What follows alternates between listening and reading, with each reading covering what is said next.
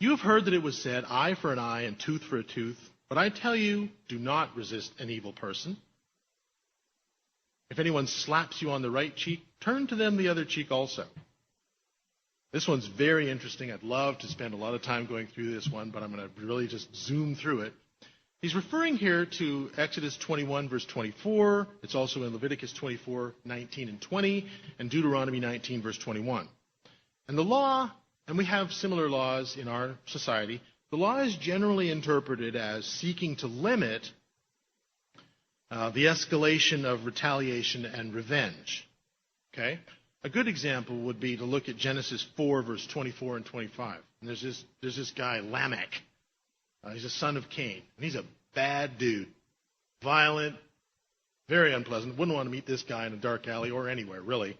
And Lamech says in these verses, I have killed a man for wounding me, a young man for injuring me. If Cain is avenged 7 times, then Lamech 77 times. Of course, this is the kind of attitude that made the world before Noah so horrible. Escalating retaliation. Oh, yeah? Well, I'm going to punch you back twice as hard.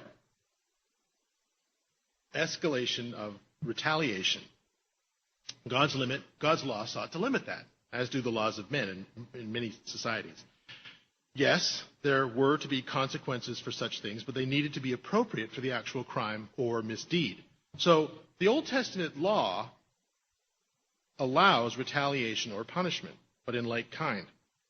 Now, I don't think I read through that one, so I'm going to back up there, and we're just going to read these verses here. You have heard that it was said, eye for an eye and tooth for a tooth, but I tell you, do not resist an evil person. If anyone slaps you on the right cheek, turn to them the other cheek also. Of course, this is exactly what Jesus did in his trial.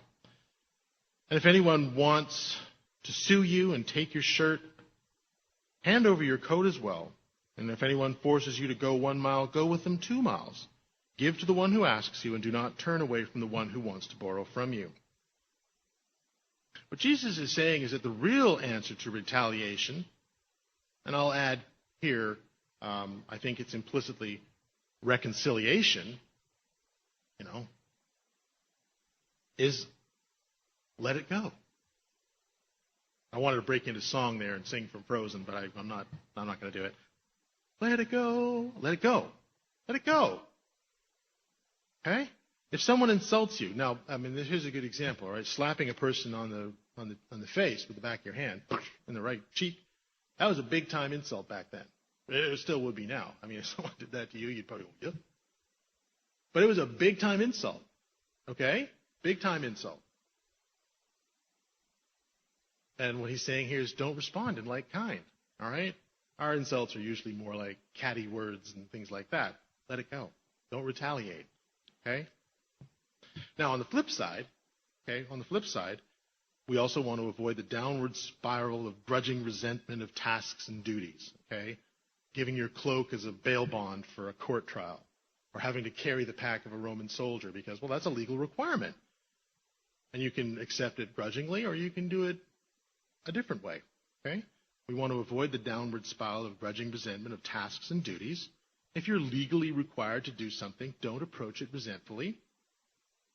Not just doing the bare minimum required. Go above and beyond with graciousness and good cheer. And that's the way to go about life's many tasks, great and small. This is really dumb, but I got to throw it in here. Did anyone ever watch the Flintstones? Okay, the Flintstones. Remember Barney? Barney and the Flintstones? Okay.